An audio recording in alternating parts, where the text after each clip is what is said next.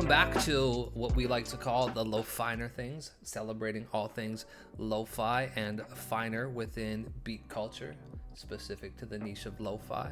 Appreciate everybody that tuned in and gave a listen to our first pilot episode, Getting Acquainted. Not much of a pilot since we actually just jumped full-blown right into this beat, but we are here with myself and my wonderful co-hosts, Cal Kappa and Whitley360. Oh, buongiorno.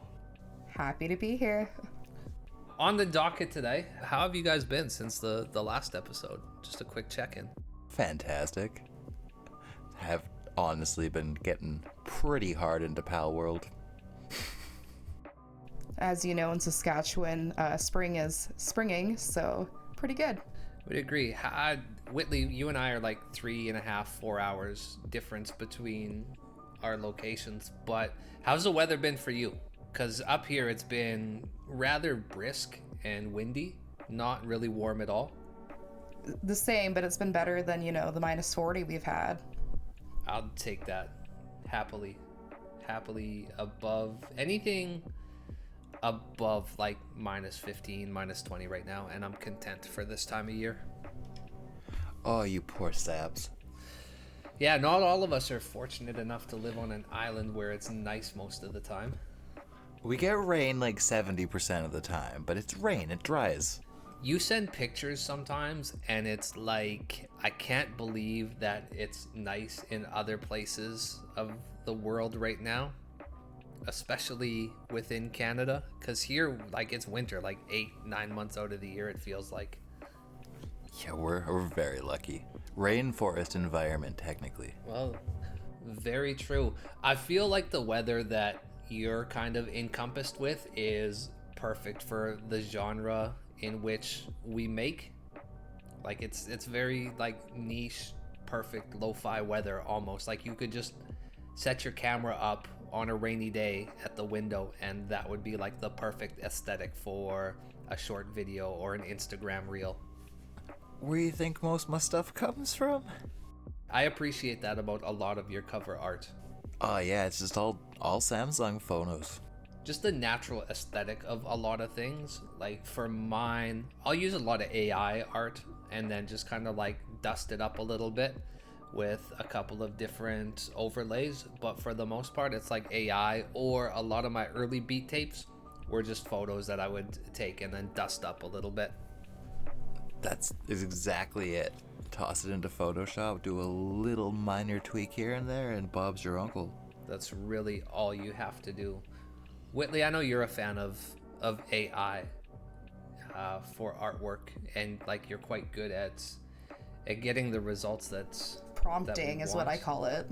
But what's not prompting when you really boil it down to the basics? I mean, everything comes from a prompt of some sort. It's just normally an internal prompt. Yeah, but I always say the AI isn't a mind reader. You have to really describe what you want in order to get what you want. I've never been able to do it. You have to be oddly specific about certain things, but I did see something online about how lo-fi is the perfect genre for AI to take over. And I couldn't agree more because it's so simple. That purposely unpolished. Yeah, 100%. I would agree to a certain extent, which this is kind of the perfect segue into the topic that we wanted to discuss today, and just how lo-fi music has evolved over the recent years and will continue to evolve. With what you said about it being purposely unpolished, I believe is the term you used. There's a difference almost between being purposely unpolished and then you have some people who are maybe new to the genre or are just kind of in it because they think it's an easy gateway into Spotify plays. But there's a difference between being purposely unpolished and mixing something poorly and then just calling it lo-fi. Oh, 100%, man. I could just go on Splice, slap two loops together, put some dust on it, and call it a song. but like it's not gonna hit the same as something that someone goes in, they put that effort in, they create this little bit of beauty. You can feel when somebody puts that effort in. Like, you can feel when they've spent time digging for a sample, chopped up their drums properly, took the time to actually play it out, or even just like searching for that perfect loop. I'm a looper myself. Like, I can chop samples. That's how I initially started making beats. But as I've gotten older, I've grown to appreciate just finding a really, really dope loop and being able to do very little to it. Maybe you chop a little piece here, a little piece there, or you take half of one loop and combine it with something a little bit later in the song. You're still chopping, I guess, but not to the extent of like that DJ Premier style chop, that Pete Rock type chop, a Just Blaze type chop, like something a little bit harder. There's an art to just like having an ear for a really, really dope loop, and I think it shows in the production side of it when you're actually listening. Dare I might segue off of that, you know, there's also multi-instrumentalists who record their own samples. True. Which adds a whole other side of the lo-fi genre as well. Look at our pal Astro Melhen. Like, he composes stuff. He's so in tuned and focuses a lot on bass. He's spoken about it at length a couple times. But that is somebody who I would say even like adds so much, as Whitley said, just from the instrumentalist side of things. Being a bass player myself, I respect the heck out of it, man. Bass is one thing I was never really able to dial in on to the extent of some people. When I compose things, like, I know enough to get by and how to make my bass sound good, but to actually vibe out like an amazing bass line, no, that's not me. That's definitely not me. I'll copy the sample onto a different pad, run a filter on it, take out all the highs, and then that's my bass line right there. Fair, man. The only time I can really ever get that intricate in bass lines is if I actually record in the bass, because like on the keyboard it just doesn't have the same feeling for me. Like, just trying to key it out, it's, I don't know, it feels dead. Definitely does. Whitley, what about you? As somebody who goes through a lot of music for their radio show and listens to a shitload of lo-fi, where do you see the genre progressing to, and what changes have you kind of seen since you first started? I guess for me, because I first discovered lo-fi not through like hip hop. It was around that 2018 era, the lo-fi girl chilled cow and like video game lo-fi. That was kind of my entry into the genre. I do feel like I see it becoming more mainstream as time goes on, as more labels seem like they want to pick it up because of there's been some hype around it, right? I feel like this could be a multi-part episode, because one of the things I notice is the more cross genres with the lo-fi. Like, lo-fi has kind of become an umbrella term for different subgenres within lo-fi. You are not wrong with that at all. Like, I feel lo-fi, although it's technically part of the umbrella of electronic music or even hip-hop, I feel like lo-fi will get recognition as its own like independent genre with its own subgenres within it, such as like lo-fi hip-hop, lo-fi jazz, chill hop, neo-soul even. Personally, with what you just listed, especially with like jazz and neo-soul, those tie in so heavily into lo-fi, and I do believe that at some point it is going to just become something that's recognized, and they'll use that umbrella. So whenever Sask Music comes out with like a lo-fi artist of the year, I'm in on that for sure. You can catch me submitting for that award 100%.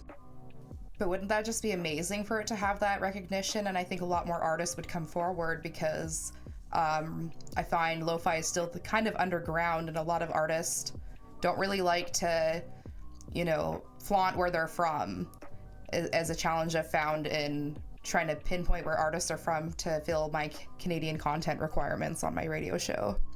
I do remember you touching on that last episode and just how difficult it was to kind of figure out where everybody was from. We're oddly secluded in that sense. Cal said it last episode, like we don't focus a whole lot on social media. We're kind of just recluse in that sense, and it spills over into the social aspects of it as well. I'm gonna play devil's advocate for a second, and while I do agree it would be great for the genre to get that level of recognition where you could have like a lo-fi artist of the year at numerous award shows, at the same time I feel as if it would become even more watered down than it is now. I feel like lo-fi itself, and this is somebody who came up on Madlib, J Dilla, Nujabes, like you name it. Lo-fi is short for low fidelity, and that's why I make that grungy, dirty sounding lo-fi with the heavy sidechain, the really compressed drums, the SP404 effects, is because that's the sound I came up on. As an underground head, and maybe you guys can agree, like we all used to, now that I respect music a little bit more, not so much, but we all used to, especially in high school and shortly out of it, I was like, nah, I'm not gonna listen to that. That's mainstream. That's garbage. It all sounds the same. All this trap music sounds the same. It's all blah, blah, blah, blah, blah.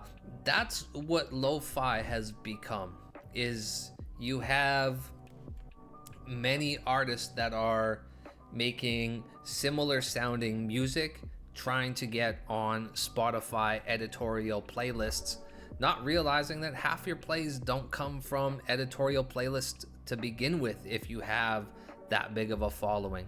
So it's like you're making similar sounding beats as everybody else because you're trying to get on the same playlists as everybody else. And yes, it is good for your metrics, it's good for your insights, it's good for your music, it's going to get you a little bit of recognition, but more often than not, those Spotify editorial playlists are background noise for people while they're studying, while they're playing Minecraft or whatever game they're playing. So what you have is multiple people breaking into the genre thinking, oh, this is an easy way to get millions of plays on Spotify, as if I just make this watered down soft drum diet boom bap instrumental music and I can make a few $1,000s a month, when in reality, like, it doesn't play out like that.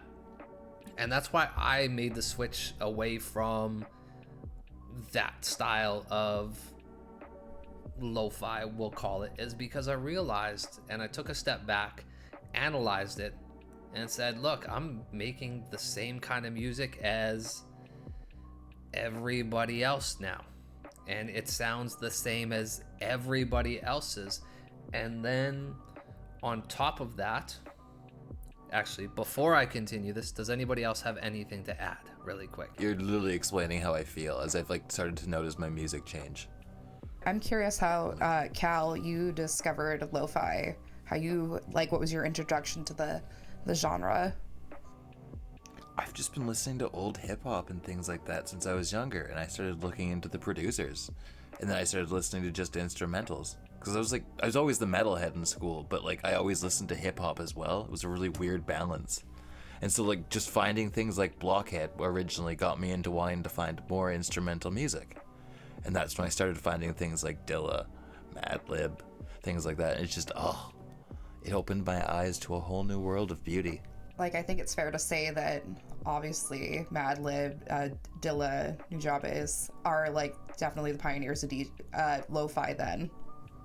As defined now, yeah, like back in the day, it was just regular old beat tapes. Like, it didn't have the title lo-fi necessarily. I feel as if it's the new generation that has kind of dubbed these certain artists as the pioneers of lo-fi, just because, again, it's low fidelity, the beats are grimy, they're dirty, like you can tell that maybe some of the records had scratches or like some thick layers of dust on them, or maybe they were warped a little bit. Like, it's just like that sound like appeals to my soul specifically. So when I hear people talking about the pioneers of lo-fi, it's like maybe that's how we look at them now, but back then, like, they were just dudes that were making banging ass beats on equipment that maybe didn't allow for some of the polished nature that we have now, and this is what it's turned into as well. On the flip side, can I add to my previous statement about where I see lo-fi going? Please do. Thank you. One of the other things I've noticed now is what comes with the mentality of, oh, if I get on these playlists, I'm going to have millions of plays, is paying for spots on playlists and botted plays. So now you have people that are essentially spending $40-$50 getting on a playlist, getting 50,000 streams, 60,000 streams, 30,000 streams, whatever it be. Different ones offer different metrics of success, quote unquote, as some people might perceive it. And that's cool. If that's your thing, that's cool. But again, now you are, once again, you're in the middle of the rat race, and you're not necessarily gaining any traction. Sure, you're making money because the streams are coming through, and Spotify doesn't necessarily recognize them as botted streams, but now you're fighting for spots on playlists, and instead of paying $20 to get just a regular spot on a playlist, you're maybe paying the extra $20 to get a spot on the top of the playlist for a week or 2 weeks or however long some of these playlists will offer it for. And we've all been down there. I've 100%, I've done it. I speak from experience. Oh, me too. Until you actually do it, and then you kind of do some research and you start to realize it's like, oh, a lot of these plays are coming from the same place over and over and over and over again.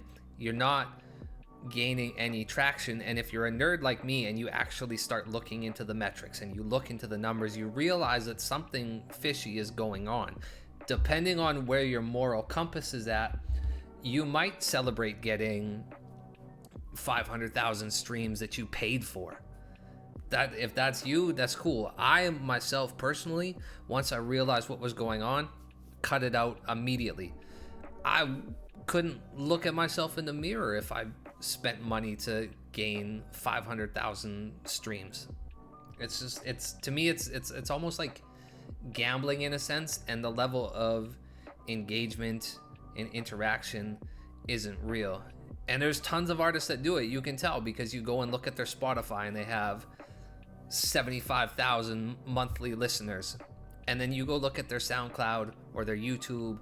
Apple Music doesn't show the numbers, but you look at their SoundCloud and they have 10 plays on that same song. And you look at their YouTube and there's 100 plays on that song.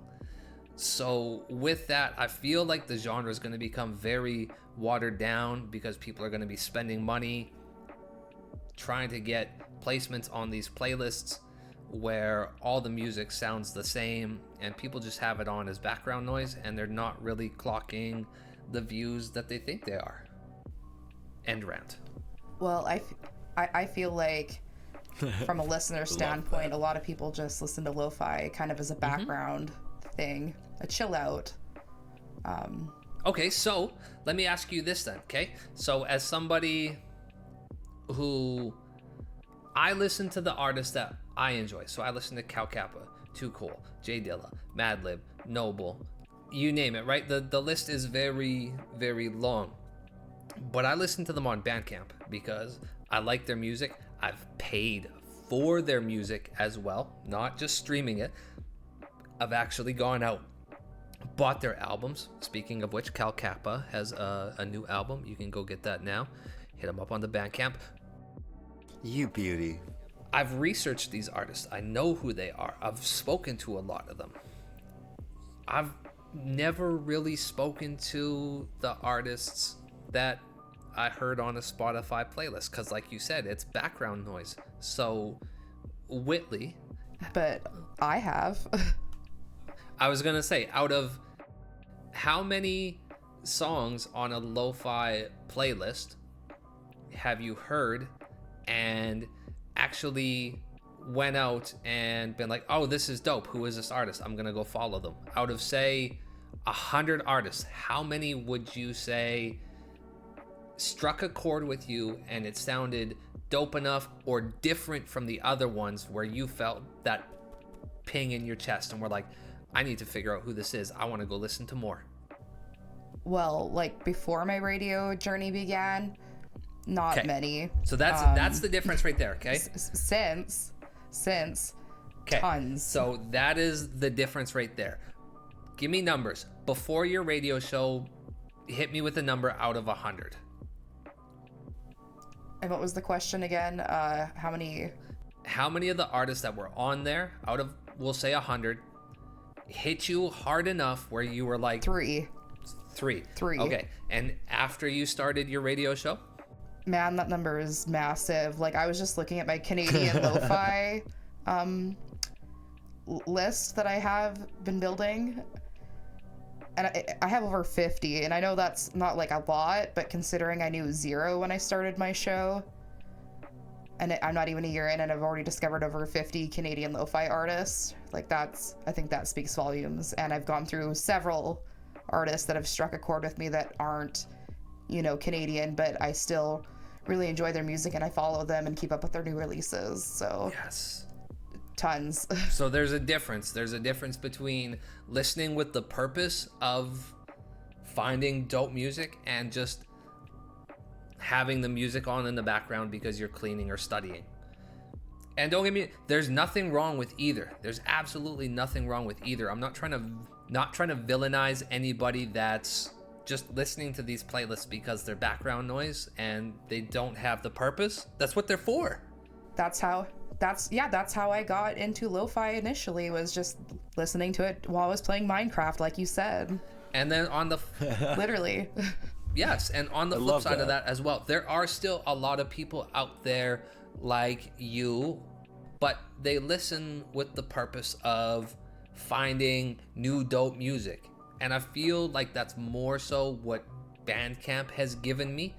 The amount of random plays I get because I was on Bandcamp Discover, or they searched up beat tapes or lo-fi beats, is way more than I ever got off Spotify without having to pay for it. And you can use those hashtags to better find your audience. Hashtags on Bandcamp are huge. I agree with that. I find so much more music and Canadian content as well on Bandcamp because they have that feature.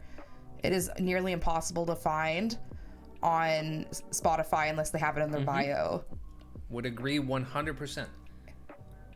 And there's location too, like you can add, so it doesn't even have to be like a hashtag that can be in your bio. Same with SoundCloud. If you really want to connect with your audience, I feel like that's a really important feature to have and utilize. Yes, I agree 100%. It's actually crazy to think, on like the flip side of that, now that I'm done playing devil's advocate, is just how far the lo-fi genre has come. Like Cal, look how far he's come. I have some of your early Bandcamp stuff downloaded that you've taken down since, and even comparing your work on Spotify to what you're releasing now, even on Spotify versus Bandcamp, you've grown so much as an artist. That's just because I'm sick and tired of exactly as was being said, of trying to just fit into that same sound as everybody else. I was trying to do the same sound but slightly different. It wasn't doing it for me. It wasn't tickling my interest. So Do you feel like, since becoming more involved with the genre and making connections and collaborating, that's contributed to your growth as an artist? Oh, 100%. One of the other guys in this conversation has helped so much you wouldn't understand, Mr. Foot. I feel as if the owl and the orca was a very pivotal point for the both of us. Prior to that, I think I was just starting to transition into getting back into sampling really heavy and really using the SP404 as the focal point for a lot of my post-production, some of my production, but mostly just the effects, mixing, and then bouncing it back into FL for mastering. And I'm pretty sure we actually had that discussion leading into the Owl and the Orca, or shortly thereafter, just about how, again, we complain about lots of music sounding the same, and here we are and making music that sounds the same as everybody else. Oh, exactly. It's like, screw that. Time to get a little bit of personality back into our world. I'm a dirty, grubby kid. I haven't showered in a week. I'm gonna go make a couple beats now and just put out a beat tape. Right? It's just the way she goes sometimes. There's personality in sampling as well, because what you sample might not be what I sample, and how I take a loop and process it might be different than how you process, and you might chop it, you might not. It's one way or the other. There's no right or wrong way to do it. I mean, there is a wrong way to do it. If it sounds awful, you're clearly not doing something right, but there's correct nothing wrong with the process as long as the outcome is dope. And even if it's not necessarily dope, maybe you're just learning a couple new things, or you're just dipping your feet in because you've seen a video on YouTube of an MPC or koala or an SP or a pocket operator, and you're like, yeah, this seems like good, I can do this. It's like the process is there, the intent is there, and you're being true to yourself. I feel like this alone could be a topic for a future episode. The art of sampling. Chop chop. Yes. We're gonna call it chop chop, the art of sampling. I like it. It would be interesting to get like 5 people together, give them all this, 20 seconds of the same sample, and see what we all come up with. Why don't we do that? We have a group chat on Instagram specifically for this purpose. We should. Let's do that. And then we can play them on the show. We have, this got me interesting. We have a collective, you mean? Right? Yeah, this just kind of got me interested in doing that right now. That's right. Whitley, I have a question for you, though. And as somebody who has experience in radio, do you think in the future, near or far, do you think that lo-fi will ever become as recognized or like as popular or mainstream as pop music, or maybe like hard rock, country, or is it gonna cater more to the underground heads? I think maybe it won't be as played as often in the mainstream, like on radio. Like, I don't think there's going to be any lo-fi specific radio stations out there. Like, there's rock stations, country stations, pop stations. But I do think... How sick would that be, though? Sorry to interrupt, but like, how sick would that be to have a lo-fi specific FM radio station? Hopefully FM radio stays alive. That's a topic for another time. Don't scare me like that. I drive truck for a living. But I think recognized as a genre, I think it's inevitable. I think it's gotten so much traction with the younger generations, our generation as millennials, the Gen Z. Heck, even, my daughter, she's, Gen Alpha, and she's not even 4 years old, and she loves her lo-fi beats. So I think it's inevitable because it's already gained so much traction and popularity, especially on the streaming platforms. I don't think there'll be any radio stations with lo-fi. That's fair. I think if we continue down the trajectory that we're on, we definitely will. I mean, personally, I think it would be pretty awesome to have an FM station, lo-fi, things like that, but I don't honestly see it happening. I don't know, I just find that the way it is right now, there is too much of the same crap being played on the radio all the time, and that's just the way that it inevitably is going to stay, because it's been that way forever, and that's a lot of the time the attitude with okay, stuff so, like that. However, if it's a lot of the same crap, as you say, that's being played on the radio, could we not take some of this lo-fi that is being placed on these playlists that people are paying for and just mimicking one another, and throw it on radio, throw some commercials in between, and have what could potentially be a successful radio? Are you describing Lunar Lounge? I am not. But because you find lo-fi music that is not watered down, you find the good stuff. Don't get me wrong. There are some Not things. just lo-fi either. There are some things that you play that I wouldn't necessarily listen to. That's not to say that it's not good, but it does fall under the category of some of the more watered down stuff that I've been chatting about. It doesn't make it bad or anything like that. It's just not my personal thing. But if you're playing it, I'm sure we could get somebody who's got some financial backing to see the value in this and say, hey, you want to put people to sleep? You want people tuning into your radio station all the time? Here's a million songs that you could listen to on Spotify. Find some people to pay for some ads in between, and I'm sure you'll be okay. That would be fantastic.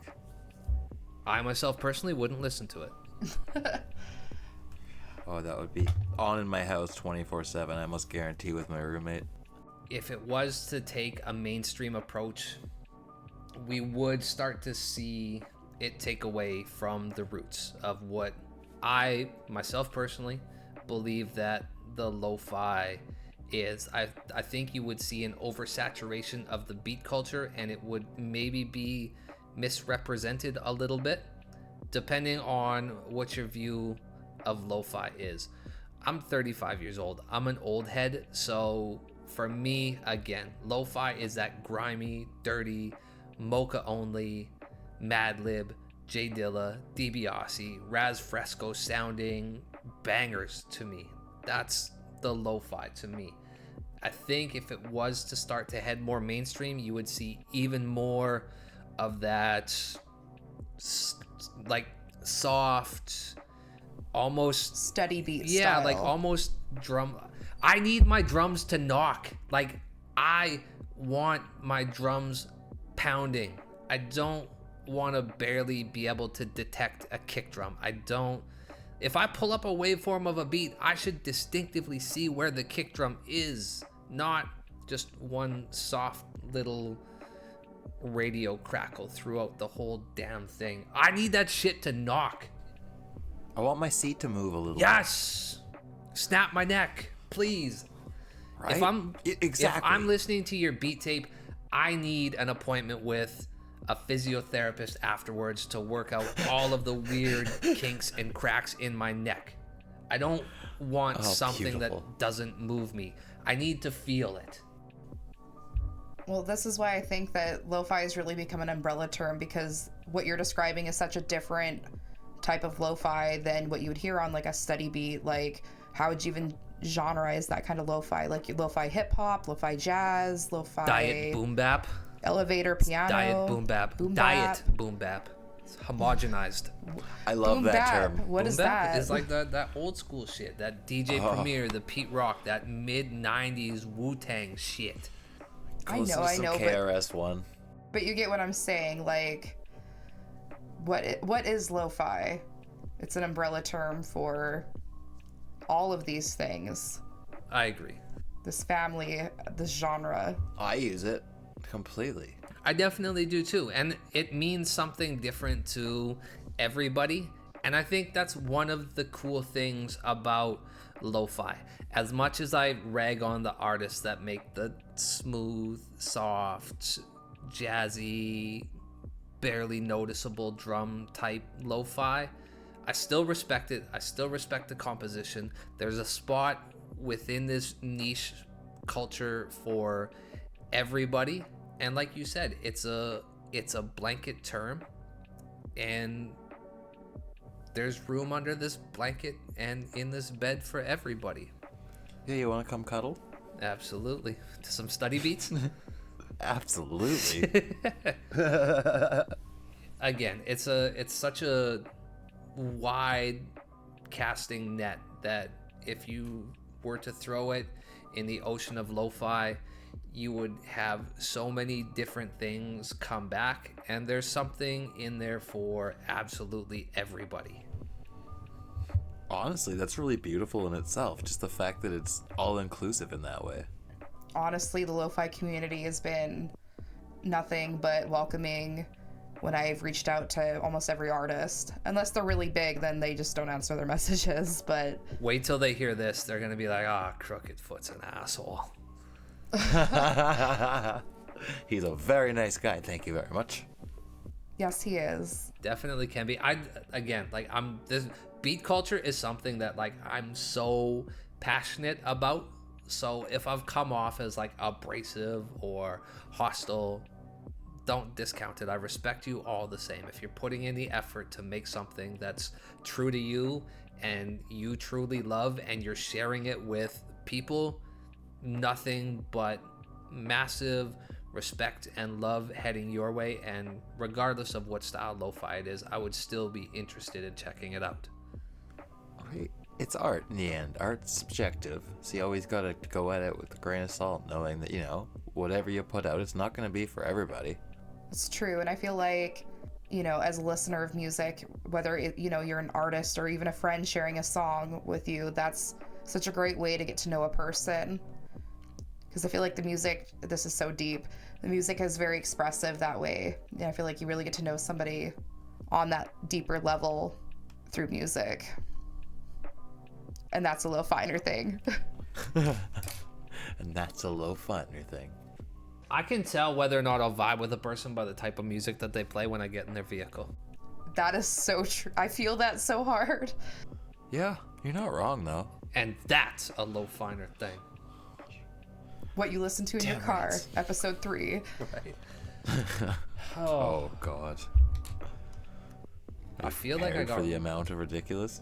Oh, man. You got some Weird Al in there? I have seen him live. Oh, I'm jealous. I've seen him live twice. I'm jealous of both of you. I had the opportunity, but I was still laid up with a busted ankle, so I was unable to see him live. He played at the... You didn't miss out, I swear. Great He show. played at the exhibition here in Regina, like the city fair that comes into town. And he came 2 different years, and it was the same show both times. It was really disappointing the second time. Oh, yeah, that would be. Like the exact same show. I was like, this is deja vu because this is the exact same show. That almost messed with my head. So before we sign off on tonight's episode, tonight, whenever the hell you happen to be listening to this, we appreciate it regardless. Closing arguments, closing thoughts, anything to add to this wonderful conversation that we've had today? I feel like the main point here is lo-fi, although it's a blanket term, I feel like it has a place in a lot of our hearts, and that's what we're doing here at the Lo-Finer Thing, is that I think as we continue to discuss what this beat culture has to offer, it's just gonna shed a lot more light on the genre itself and the direction it's heading. I love that, and I'm very excited to see where it's going to continue to head towards. Whitley, what is your weekly recommendation this go around? My artist recommendation for tonight is Postmark. He's from Ontario, and he, as I was talking about earlier about multi-instrumentalists recording their samples, he has so many different instruments he uses, including a recently acquired bass clarinet in some of his music, and I absolutely love that. And you know me, I'm gonna keep recommending all the Canadian artists because that's why I'm here. Cal, you? Oh, I'm going to keep it in the Pacific Northwest at least. Ooh. But America. Nova Robot's Lo-Fi. Yo. He's just a beauty. Like, Fire. He's amazing at guitar. His beats in general are just splendid. I almost guarantee you he's going to listen to this. Like, he's just genuine, wonderful soul. Any songs you can drop that I can quickly put in my Spotify or my Bandcamp here? How dare you say Spotify on here? I really liked his Howling Mountains release. Like, go look up that. That should give you a nice, beautiful jam. I appreciate the suggestion. And Crooked Foot, your recommendation? My recommendation comes off of the back of our good homie Noble. He released a beat today called Braver, but there's also his beat tape Hibiscus Tea as well, which features 4 amazing beats that I had the pleasure of running through the SP before he got acquainted with his. And it's a phenomenal little beat tape. Braver is a little bit darker, a little bit further away from his traditional sound that some of us might be accustomed to, but an amazing beat nonetheless. And as soon as he sent it today, I had to shed some light on it. I love that. I am very close with Noble, as I kind of mentioned in a past episode, and I remember when he was working on Hibiscus Tea, he actually let me listen to it before he ran it through the SP404, and I think it would be really awesome to get him on the show sometime soon so we can kind of get to know him a little bit more here on the Low Finer Things. That might be a segue into one of our first guests. We'll see what we can line up. We'll see what we can conjure up and figure out within the DMs, but don't be surprised if he is now on a future episode. Well, until then, thank you so much for tuning in, and we are the Low Finer Things? perfect.